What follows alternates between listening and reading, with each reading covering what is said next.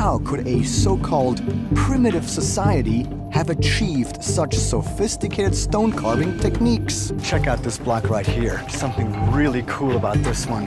So what is going on here? Puma Punku is a mind-bending archaeological site in Bolivia with those impossibly precise stone blocks that look like they were cut with lasers. Well, in 2025, the mystery was finally cracked. And guess what? It's not aliens. It's something way weirder, way more human, and honestly, way more terrifying. Clearly, this rock has been somehow magnetized. So was it exposed to some electromagnetic waves? I mean, this whole place is bizarre. The real truth behind Puma Punku isn't just about how those stones were carved. It's about why they were carved and who ordered it to be done. You need to stick with me till the very end of this video because I'm going to show you the truth. Come along. Scientists uncover Puma Punku's true origin in 2025. In early 2025, something remarkable happened. Puma Punku, the mysterious stone complex nestled high in Bolivia's Andes Mountains, finally gave up one of its biggest secrets. For decades, people had scratched their heads wondering how such a complex structure, famous for its impossibly precise stone cuts and megalithic blocks, was built by a civilization that didn't seem to have access to advanced tools or technologies. Some even threw their hands in the air and turned to theories involving aliens. But then, out of the blue, a new team of researchers cracked something open that changed everything. Isn't it funny how history can sit quietly for centuries until someone looks at it from just the right angle? The whole thing began when Bolivian authorities, prompted by a routine conservation survey in late 2024, stumbled upon something oddly compelling. While digging gently through sediment that had collected over the years, workers unearthed stone fragments that hadn't been seen, let alone studied, in modern times. These pieces weren't just random rubble. They carried curious marks, fine, deliberate lines and grooves that didn't fit with what experts believed ancient carving tools could produce. Naturally, this discovery made waves. What tools could have made such marks? And more importantly, how had these fragments remained hidden for so long? The Bolivian Ministry of Culture realized this wasn't a case for a single department or a couple of university researchers. It was time for a global effort. And so they greenlit something that had never been allowed before: full-scale scientific testing, including minimally invasive methods like laser scanning, 3D imaging, and micro-sample analysis. For the first time, the ancient stones of Puma Punku would be examined with 21st-century tools. Why do the stones at Puma Punku fit like a jigsaw puzzle, without modern tools? Well, in 2025, someone finally cracked the code. And no, it's not what the experts thought. Hang on till the end. Now, this is where things get interesting. The 2025 investigation wasn't led by just anyone. It was spearheaded by Dr. Carlos Menendez, a well-known archaeoastronomer from the University of California, Berkeley. Dr. Menendez wasn't new to big historical puzzles. In fact, he had built a career connecting ancient structures with celestial alignments, and he had a knack for seeing what others missed. His team was like a dream lineup of modern science. Dr. Elena Ruiz, a geochemical expert who could identify a stone's origin from a single fleck of dust. Dr. James Wong, a computational archaeologist who built digital reconstructions from data. Professor Ahmed Nasser, a master in ancient construction methods. And Dr. Miguel Cordero, who specialized in indigenous knowledge systems. Now, you might be wondering, why include someone who focused on oral traditions in a high-tech investigation? But here's where the story really shines. You see, one of the biggest shifts in this project was the inclusion of local Aymara elders, These were not just ceremonial figures or token representatives. Their insights were central to shaping the research. For decades, indigenous voices had been pushed to the margins of archaeological research. But this time, things were different. Dr. Cordero put it simply: the elders knew things the stones confirmed. Their stories spoke of plant-based adhesives, of aligning stones with seasonal changes, and of community rituals tied directly to construction. Isn't it fascinating how knowledge passed down through spoken word, often dismissed as myth, can align so perfectly with cold, hard data? With permissions secured and minds opened, the team brought in technology that would have seemed like science fiction to the site's original builders. Drone-mounted cameras swept over the landscape, capturing images from multiple angles. High-resolution photogrammetry and LiDAR scanning produced 3D models of every visible stone, down to sub-millimeter accuracy.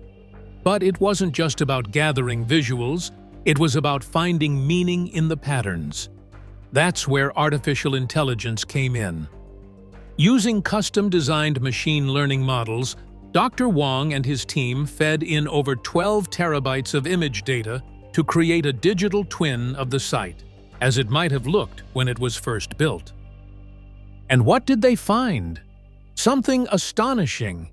The AI began picking up patterns, mathematical ratios, alignment points, and symmetry that human eyes had long overlooked. The stones weren't placed randomly or just to look nice. They were arranged with a kind of numerical logic that suggested intentional design on a level previously thought impossible for that time period. Some sections followed the golden ratio. Others reflected astronomical alignments. The deeper the researchers looked, the more they realized these builders had a deep understanding of geometry, engineering, and even hydrology. Yes, hydrology. Because ground-penetrating radar soon uncovered something even more intriguing beneath the surface, a network of channels and foundational supports designed to manage water flow. What could that mean? Was Puma Punku not just a temple or ceremonial ground, but also an engineered space designed to harness or work with water? Was it spiritual, scientific, or both? The discovery of these water systems threw open new debates and showed how much we still have to learn about pre-Columbian South American civilizations. But perhaps the most unexpected twist came from the smallest of discoveries: microscopic analysis of the stone surfaces. Scientists detected organic compounds embedded in the tool marks. That alone might have seemed like a fluke, but repeated samples showed the same thing: evidence of plant-based binding agents. In other words, the builders of Puma Punku may have used natural adhesives to stabilize or join stones. It wasn't cement, and it wasn't alien technology. It was intelligent use of local resources, and it had simply gone unnoticed until now. By the end of the study, Dr. Menendez said something that many researchers nodded along to. This changes how we view ancient engineering across the Americas. He wasn't exaggerating. What had once seemed like a site that defied explanation was now beginning to make sense through a blend of science, storytelling, and respectful listening. Researchers reconstruct Puma Punku's architecture using 3D models.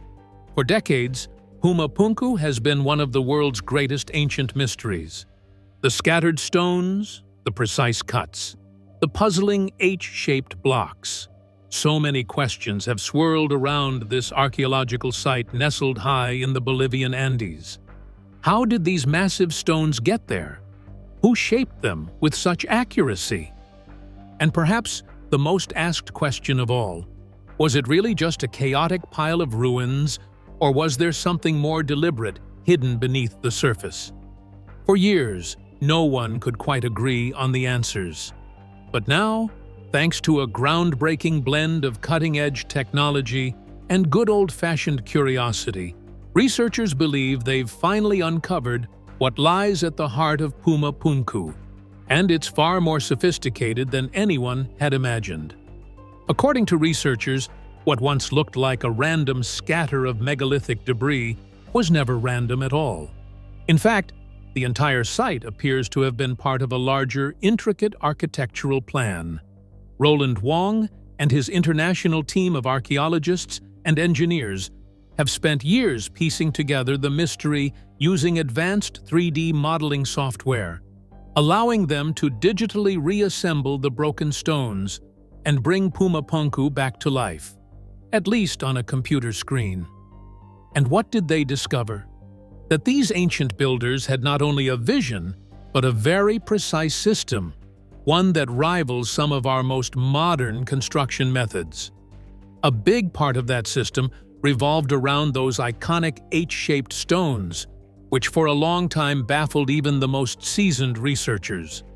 People often wondered, why that shape? Was it symbolic? Decorative? Just a happy accident? Dr. Sofia Mendez, an architectural historian on the team, says none of the above. These H-blocks, it turns out, weren't just quirky design elements.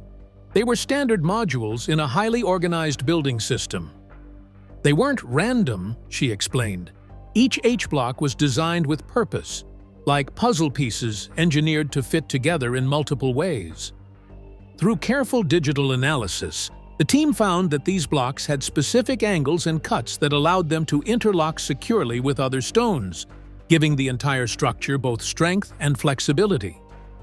Now, here's where it gets really fascinating. The team identified 6 main types of these H-blocks, each with its own role in the larger structure. Imagine that, centuries before prefabricated homes and modular furniture, the Tiwanaku civilization was already doing it with stone. The builders didn't just carve and stack, they engineered and assembled.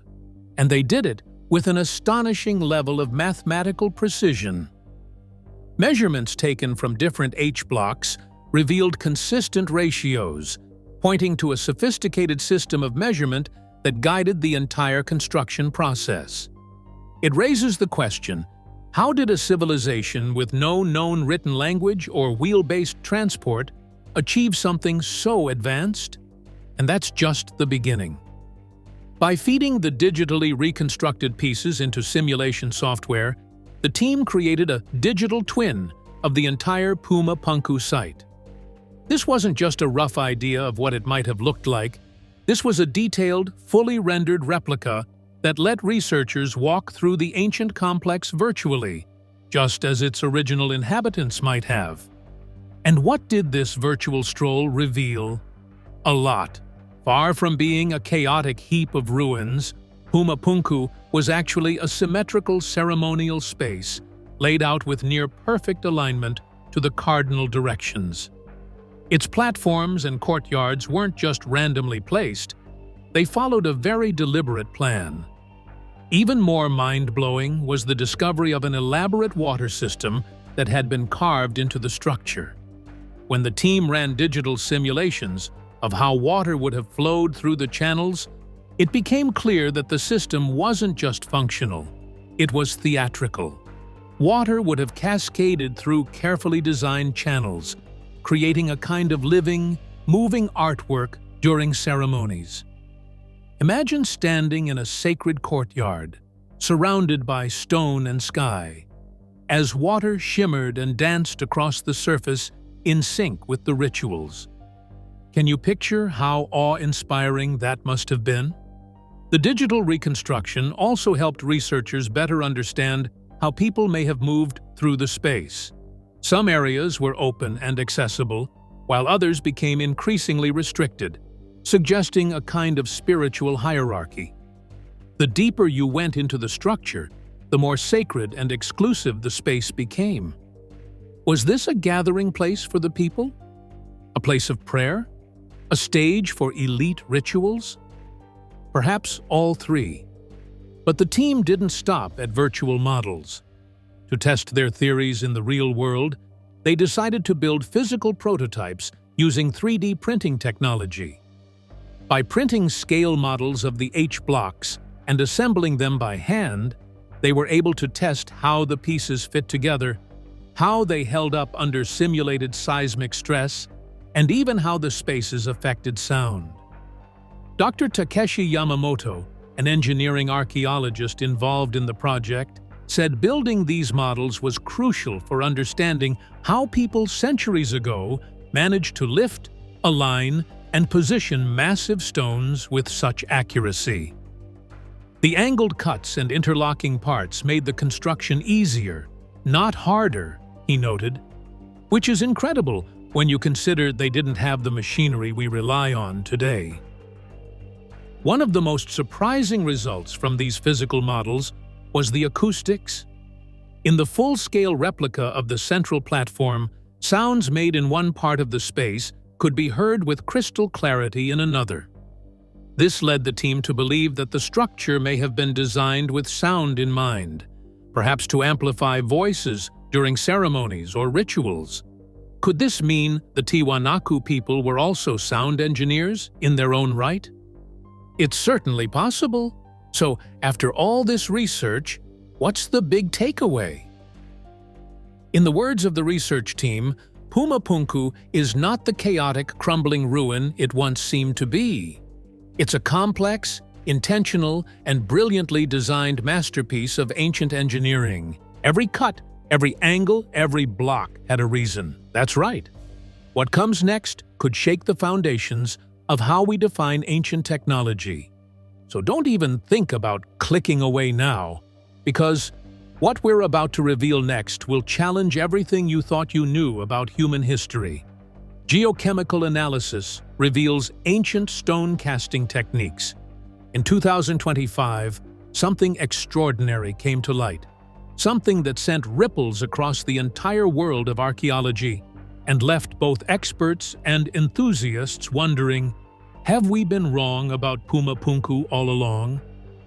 Deep in a lab, a group of researchers began analyzing stone samples taken from this mysterious ancient site in Bolivia. For years, people had marveled at the sheer precision of the massive stone blocks found at Puma Punku. But how were they carved so perfectly without modern tools? How did ancient builders move such heavy slabs without wheels or cranes? These questions have baffled scientists for decades. But now, thanks to a groundbreaking new discovery, there might finally be an answer. And it's not what anyone expected. According to researchers, the key wasn't just in the size or shape of the stones, but in what they were made of. Using advanced geochemical tests, including scanning electron microscopy, SEM, and energy dispersive X-ray, EDX, analysis, the scientists uncovered something strange. As they examined gray andesite samples, they found something that really shouldn't have been there: organic material. That's right, carbon and nitrogen, the kinds of things you'd expect in plants or animals, not rocks formed in the scorching heat of a volcano. Naturally formed andesite is supposed to come from magma, which burns off all organics during its creation. So how could traces of organic matter have survived? That question alone sent the team into a frenzy of follow-up tests. It wasn't just a one-off mistake. The results kept pointing to the same conclusion.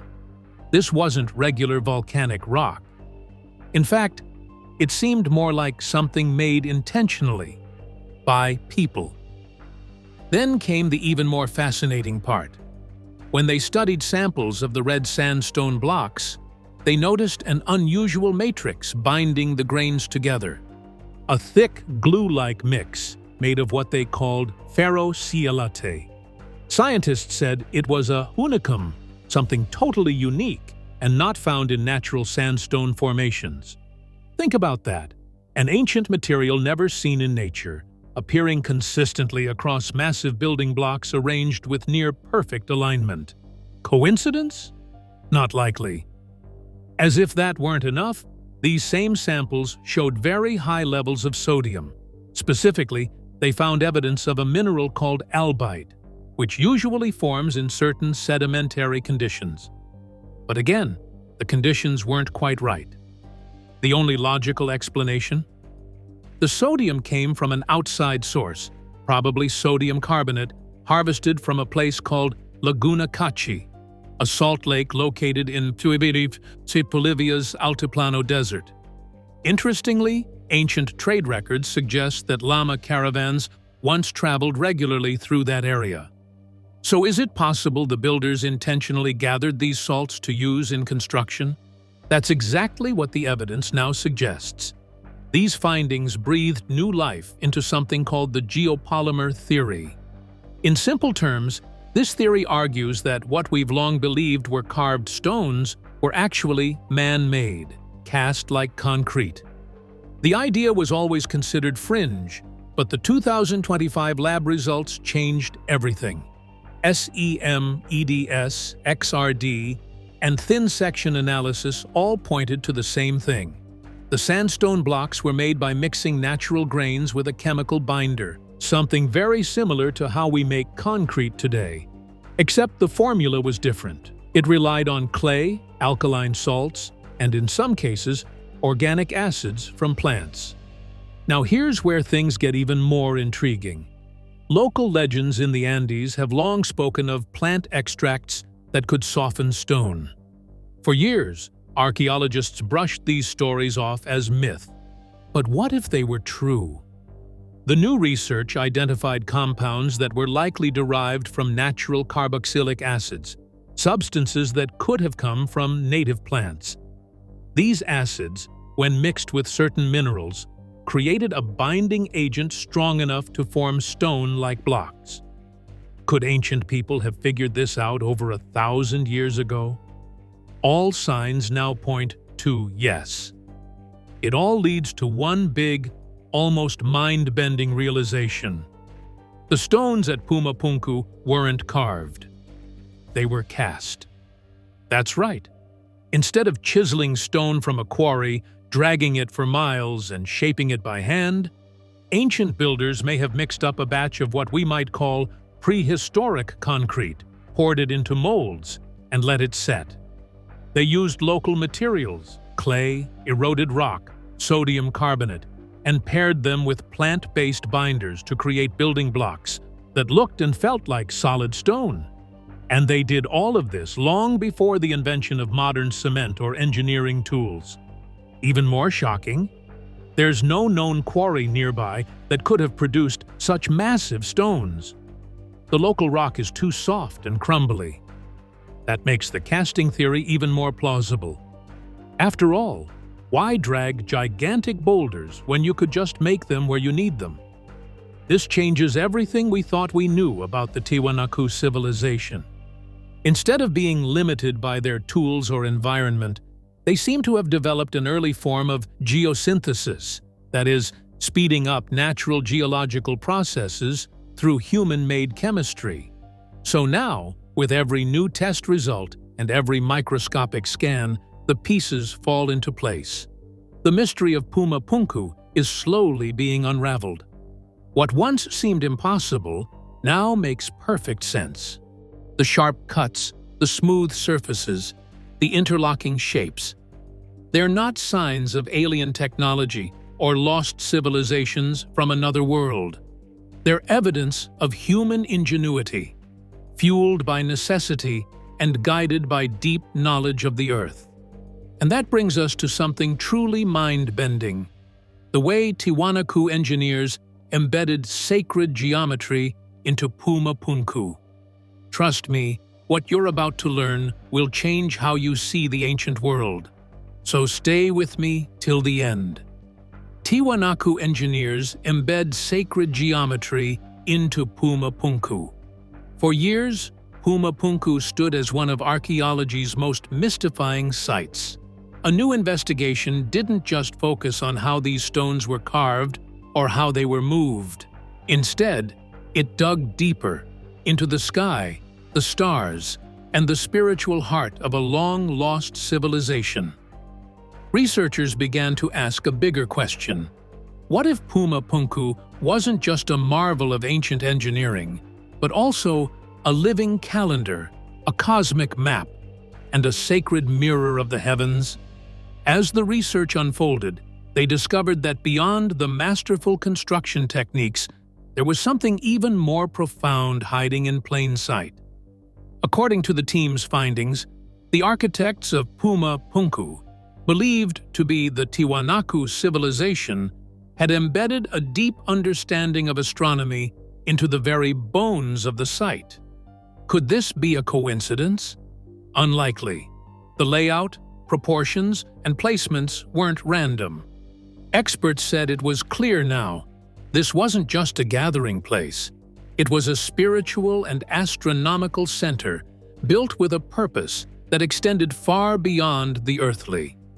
One of the most jaw-dropping discoveries came when archaeologists studied the main temple and found that it was deliberately built as an astronomical observatory.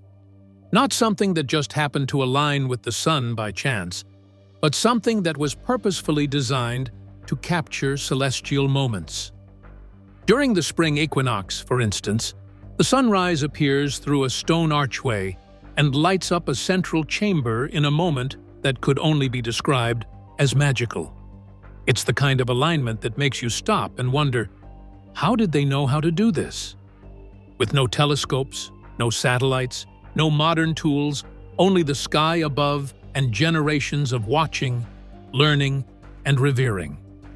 Now here's where things got even more intriguing. Initially, the team expected to find solstice alignments matching up with the temple's cornerstones. That would have made sense, right? But the sun didn't quite match up the way they thought it would. Instead of giving up or brushing it off, they dug deeper, literally and figuratively. They calculated astronomical shifts that occur over thousands of years. And the result? The alignments would have been exact, not hundreds, but nearly 17,000 years ago. Let that sink in. 17,000. That's older than the pyramids, older than recorded history as we know it. Of course, some scholars still contest that dating. It's a big claim, and naturally there's resistance. But it opened up a wave of new questions. Were the builders passing down knowledge from an even older civilization? Could our timelines of human development be off by thousands of years?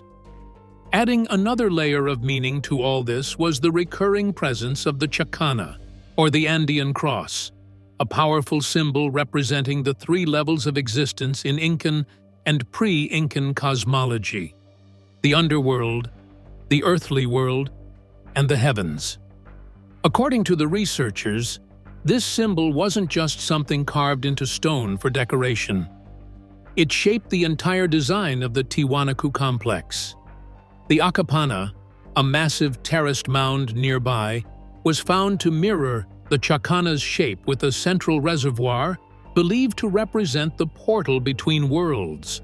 And when they mapped Puma Punku from the air, the placement of structures echoed that same cross-like geometry. Coincidence? Or cosmic design? Even the gate carvings, long thought to be purely decorative or symbolic, took on new meaning. Archaeologists now believe they functioned as part of a celestial calendar, recording solstices, equinoxes, and other key astronomical events. Perhaps the most poetic aspect of the site lies in something you might not expect: its water system. Who would imagine that ancient engineers would embed meaning into water channels? And then there's the nearby presence of Lake Titicaca, whose name itself carries sacred linguistic roots, according to some linguistic scholars. Being so close to this ancient and revered body of water wasn't a geographical fluke. So, what does all of this mean? Was Puma Punku a spiritual compass? A celestial observatory? A message passed down through stone and silence across thousands of years? Depending on who you ask, the answer might be all of the above. And perhaps the biggest question lingering in the minds of researchers now is this: what else have we missed because we weren't looking closely enough? What really is Puma Punku? For years, people around the world looked at Puma Punku with wide eyes and wild imaginations. Who wouldn't? The precision of the stones, The way the blocks were arranged like an ancient jigsaw puzzle. The seemingly unexplainable techniques. It all felt too advanced for the people of that time, didn't it? Many wondered, how could ancient humans possibly have done this without help from some higher, perhaps extraterrestrial, intelligence? But in 2025, after decades of heated debates and jaw-dropping theories, something remarkable happened. A series of exhaustive studies finally painted a much clearer picture, one that had nothing to do with UFOs or alien engineers. It turns out, Puma Punku wasn't a mystery coded in stars. It was a monument carved by human hands, shaped by the minds and methods of an indigenous people whose skills had long been ignored or underestimated. Researchers, digging through years of assumptions and misinterpretations, found that many of the site's so-called impossible features had perfectly logical, down-to-earth explanations. Remember those massive stones that were said to be made of uncuttable granite and diorite? Turns out, most of them were actually sandstone and andesite, materials soft enough to be shaped with tools made of stone, not diamond-tipped drills from another galaxy. And the way the blocks were transported? That old story about levitation? That too fell apart once scientists discovered telltale drag marks on the ground and hoisting holes in the stones. Clear indicators that the builders used very human, very physical methods to move their materials. No tractor beams needed. And then there was the carving. For years, people believed the crisp cuts and perfect angles had to be made with advanced tools that the local cultures supposedly didn't have. But closer inspection revealed signs of tried-and-true ancient techniques, pounding stones that created initial indentations, followed by polishing with sand, something seen in stonework across many ancient civilizations. Is it really that hard to believe that people working with patience, skill, and intimate knowledge of their materials could pull this off? The evidence suggests not. Even more telling, archaeologists started connecting the dots between Puma Punku and other nearby pre-Incan sites, like Pucara and Chiripa. These places featured similar building styles and iconography, offering undeniable proof that the techniques used at Puma Punku weren't some isolated miracle. They were the product of cultural evolution. The symbols carved into the stones, long viewed as mysterious or otherworldly, actually fit right in with the Yaya Mama iconography common in the region. In other words, everything about Puma Punku, the design, the tools, the process, fit beautifully within the timeline and cultural context of the Tiwanaku people who built it. What's especially exciting is that the scientific community is not just rethinking Puma Punku, they're rethinking everything. If people without written language or metal tools could pull off what they did in Bolivia, what else have we overlooked?